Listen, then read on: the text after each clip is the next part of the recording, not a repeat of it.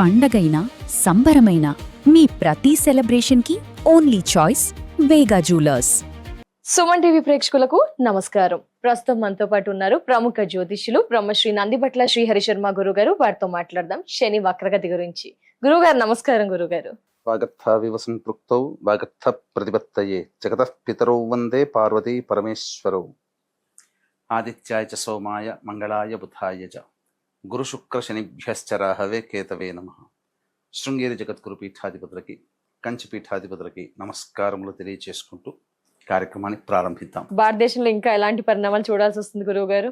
Already మనకి protest నడుస్తుంది, neat ఇలాంటివి జరుగుతున్నాయి, ఇంకా ఏం చోటు చేసుకోబోతున్నాయి? ఇప్పుడు మీకు గమనించుకుంటే ఈ ప్రొటెస్ట్లు అనేటువంటివి కూడా గత జూన్ అది ఈ జూలై 22వ తారీఖు నుంచే కదా గురువు గారు నీట్. అవును, ఈ యొక్క నిప్పు అణగారిన నిప్పులాగా ఉండి జూలై 22వ తారీఖు నుంచి చాలా ప్రొటెస్ట్లు చాలా ముందుకు వెళ్ళిపోయాయి.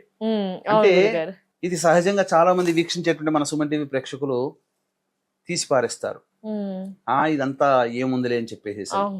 కానీ వాస్తవానికి శని వక్రీకరించి జరగబోతున్నాడు జూలై 27వ తారీఖు రోజున. కాబట్టి ఈ సంబంధించినటువంటి పరిణామాలు చోటు చేసుకోబోతున్నాయి. అందుకే దైవత ఆరాధన తప్పనిసరి. దీన్ని దృష్టిలో పెట్టుకునే ఈ యొక్క ఆషాఢ పౌర్ణమి రోజున దేవతా అనుగ్రహం అందరికీ అందించాలనే సదుద్దేశంతో వారాహి నవరాత్రులు ఎంతో మంది చేసుకున్నారు, మధ్యలో ఆపేసిన వాళ్ళు ఉన్నారు.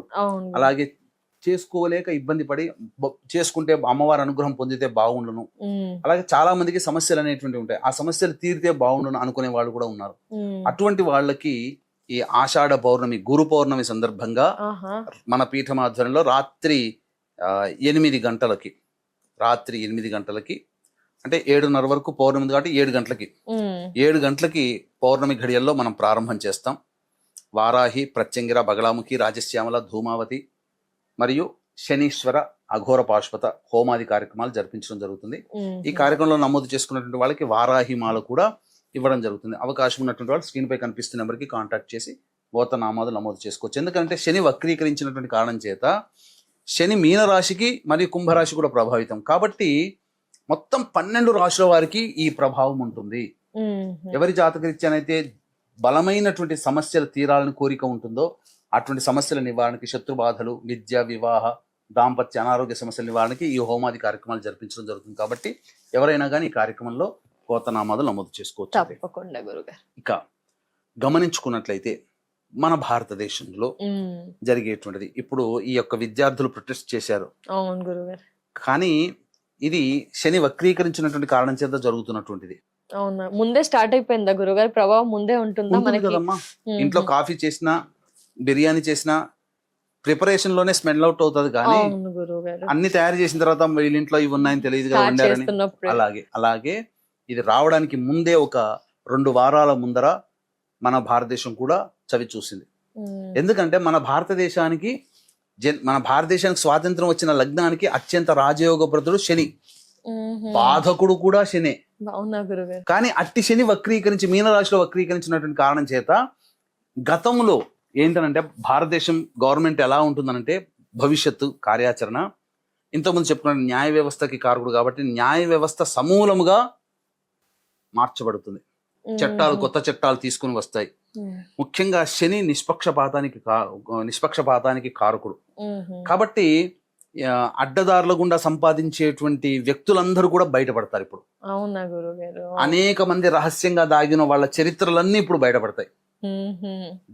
అలాగే ఇప్పుడు కొత్త చట్టాలు కూడా రాబోతుంది. దీని కారణంగానే ఇప్పుడు మరి గ్రహాల యొక్క సంచారం జరుగుతున్నప్పుడే ఇప్పుడు ఎందుకు రావాలి? ఇప్పుడు అమిత్ షా గారు ఇప్పుడు కొత్తగా FCRA బిల్ అనేది తీసుకొస్తున్నారు. ఇక మొత్తం ఢిల్లీ కేంద్రంగా ప్రతి NGOలకి వచ్చే డబ్బు అక్కడి నుంచే రావాలి, ఒకే బ్యాంకు నుంచి పెడుతున్నారు. మరి ఇంతకు ముందు ఎప్పుడో పెట్టొచ్చు కదా, ఇప్పుడు ఎందుకు అంటే రావలసిన సమయం గ్రహాలు నిర్ణయిస్తాయి. ఎప్పుడు ఏది జరగాలో ప్రపంచ వ్యాప్తంతో భారతదేశంలో కూడా గ్రహాలు నిర్ణయిస్తాయి. మన జాతకంలో ఏది జరగాలో కూడా గ్రహాలు నిర్ణయిస్తాయి. కాబట్టి ఇప్పుడు బిల్లు తీసుకొస్తున్నాడు అమిత్ షా. శని వక్రీకరించినాడు కాబట్టి పునరాలోచన, గతంలో జరిగినటువంటి వాటికి మళ్ళీ తప్పులు జరగకుండా పునరాలోచన. ఇప్పుడు జరిగింది ఈ ప్రొటెస్ట్ కదా, భవిష్యత్తులో ఇంకొకసారి ఎక్కడ కూడా భారతదేశంలో మళ్ళీ ప్రొటెస్ట్ జరగడానికి అవకాశం లేకుండా చట్టాలు వస్తాయి, పునఃసమీక్ష చేసుకుంటారు.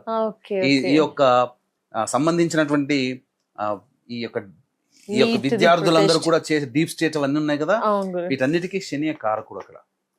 ఇక్కడ అనిశ్చితి అనేటువంటిది ఉంటుంది. అంతేకాకుండా మన ఈ సంబంధించినటువంటి నరేంద్ర మోడీ గారి జాతక రీత్యా చూసుకున్న సెప్టెంబర్ 4వ తారీఖు వరకు అతని జాతకంలో బాగోలేదు. సెప్టెంబర్ గురువు గారు. 4 సెప్టెంబర్ 4 అంతవరకు దాన్ని ఒడిసి పట్టుకోగలిగాడా, మోడీ తర్వాత విజృంభిస్తాడు. ఆహా.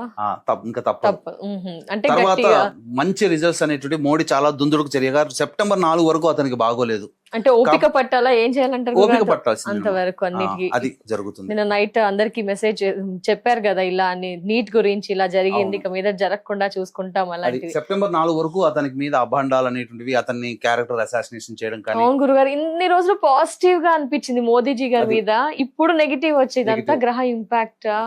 ఇంకా ముందుగా సెప్టెంబర్ 4 వరకు జూన్ కనీసము ఈ యొక్క ఆగస్టు అంటే జూలై 29, 30వ తారీఖు వరకు కూడా ప్రభావం ఎక్కువగా ఉంటుంది. తర్వాత మెల్లమెల్లగా తగ్గుతుంది. సెప్టెంబర్ 4 తర్వాత మోడీ జాతకరీత్యా అతనికి బాగోలేదు కాబట్టి కామ్గా ఉండడం, భరించడం, తర్వాత చేయాల్సిన కార్యక్రమాలు భవిష్యత్తులో వీటన్నిటికీ కూడా చేయిస్తాడు. ఓకే గురుగారు, ప్రపంచ వ్యాప్తంగా భారతదేశ పరంగా ఇలాంటి పరిణామాలు అయితే చోటు చేసుకుంటాయి. మరి ద్వాదశ రాశుల పైన ఎలాంటి ప్రభావం ఉండబోతుంది గురుగారు? ఎందుకంటే ప్రపంచ వ్యాప్తంగా వినడానికి కూడా ఇలా అనిపించింది, దేశవ్యాప్తంగా ఎలా చెప్పారు, మరి ఇండివిజువల్ గా కూడా చాలా మంది తెలుసుకోవాలి అనుకుంటారు. తులా రాశి లేదా తులా లగ్నంలో జన్మించినటువంటి వారికి ఈ శని వక్రగతి ప్రభావం ఎలా ఉండబోతుంది గురుగారు? జూలై 27వ తారీఖు నుంచి డిసెంబర్ 11వ తారీఖు వరకు శని మీన రాశిలో వక్రీకరించినటువంటి కారణం చేత ఈ తులారాశిలో జన్మించినటువంటి వారికి ఈ యొక్క మీన రాశి ప్రభావం, కుంభరాశి ప్రభావం అనేటువంటిది యాక్టివేట్ అవుతుంది. అంటే ముఖ్యంగా గమనించుకున్నట్లయితే శని వక్రీకరించడానికంటే ముందు చాలా అనుకూలమైనటువంటి పరిస్థితిగా తులారాశి వారికి అందరము చెప్పుకుంటూ వచ్చాం.